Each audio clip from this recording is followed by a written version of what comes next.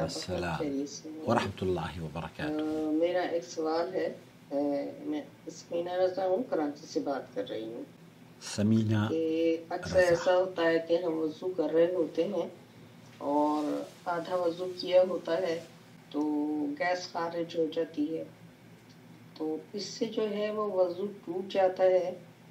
یا نہیں؟ کیونکہ جب ہم دوبارہ وضو کرتے ہیں تو دوبارہ ہم نئے سرے سے وضو کی ابتدا کریں یا جو ہے وہ وہیں سے جہاں سے ہمارا وضو جو تھا وہ ختم ہوا تھا؟ کیونکہ مجھے تھوڑا سا یہ بھی ہے کہ میں نے سنا تھا کسی سے کہ یہ جو کیونکہ جہاں سے ہمارا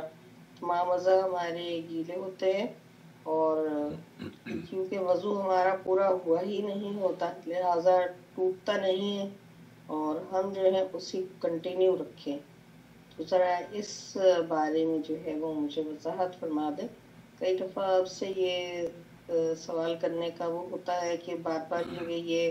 ایسا ہوتا ہے تو پھر وضو کے دوران کنفیوژن پیدا ہوتی ہے، تو پلیز ذرا اس کی وضاحت کر دیجیے گا۔ بالکل، میں السلام علیکم بہت شکریہ ورحمۃ سمینہ اللہ آپ کا، وبرکاتہ۔ آپ کے اعتماد کا۔ جس طریقے سے آپ سوال کرتی ہیں میں بھی اسی ذمہ داری کے ساتھ آپ کے سوالوں کو ایڈریس کر کے صحیح جوابات آپ کی خدمت میں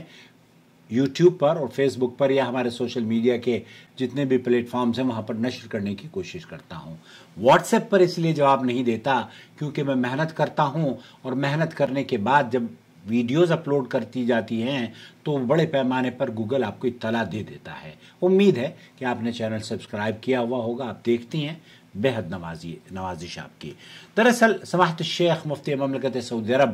صالح الفوزان حفظہ اللہ سے پوچھا گیا تو انہوں نے کہا کہ اس کی کئی صورتیں ہو سکتی ہیں۔ ایک صورت تو یہ ہے کہ ایک آدمی بیمار ہے، ری خارج ہونے کی اس کو بیماری ہے، مسلسل ری خارج ہوتی رہتی ہے، اس کا حکم مختلف ہوگا۔ اس کا حکم وہی ہوگا جیسے کہ ایک آدمی کو پیشاب کی بیماری ہے، پیشاب کے قطرے آتے رہتے ہیں۔ اب جب پیشاب کے قطرے آتے رہتے ہیں اور وضو کے دوران بھی پیشاب کے قطرے آتے ہیں، نماز کے دوران بھی پیشاب کے قطرے جاری رہتے ہیں، اسی طریقے سے وضو کے دوران بھی ری خارج ہوتی رہتی ہے اور نماز کے دوران بھی ری خارج ہوتی رہتی ہے، تو ایسے شخص کو اعادہ کرنے کی ضرورت نہیں ہے، بلکہ وہ نماز بھی پڑھتا رہے اور وہ اپنی وضو کو بھی جاری رکھے جب تک کہ وہ مکمل نہ ہو جائے، اور ری اگر خارج ہو رہی ہے تو اس کی پرواہ نہ کرے۔ یہ لیکن ان لوگوں کے لیے ہے جو کہ مسلسل اس بیماری میں مبتلا ہیں، لیکن وہ لوگ جو کہ عام صحت مند ہیں، آپ نے جیسے بتایا کہ ہم وضو کر رہے ہیں، بیچ میں وضو کرتے کرتے ری خارج ہو گئی، اب چونکہ ری خارج ہونا نواقض وضو میں سے ہے تو نواقض وضو کے اس عمل کو اگر آپ کی اثناء وضو کے دوران آپ کی ریح نکل گئی ہے تو ایسی صورت میں آپ کو ایسا نہیں ہے کہ جو جہاں سے آپ کی وضو ٹوٹی ہے وہیں سے آپ اس کو دوبارہ شروع کریں گے، نہیں، ہرگز نہیں، بلکہ اگر نماز میں آپ کی ریح خارج ہو گئی ہے تو کیا آپ نماز کو وہیں سے لوٹائیں گی؟ نہیں، نماز کو نئے سرے سے آپ کو پڑھنی پڑے گی۔ تو آپ جس طریقے سے عبادات کو بیچ میں اگر نواقض وضو کی وجہ سے آپ کی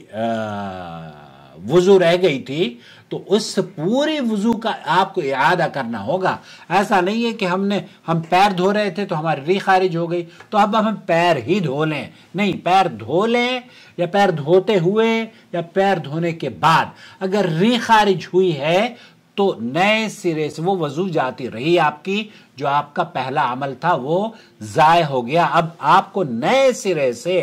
وضو کرنی ہوگی۔ مجھے امید ہے وضاحت ہو گئی ہوگی۔ ایک مرتبہ پھر آپ کو اختصار سے بیان کر دیتا ہوں کہ اگر دوران وضو آپ کے ریح خارج ہوئی ہے تو وہ وضو ٹوٹ گیا ہے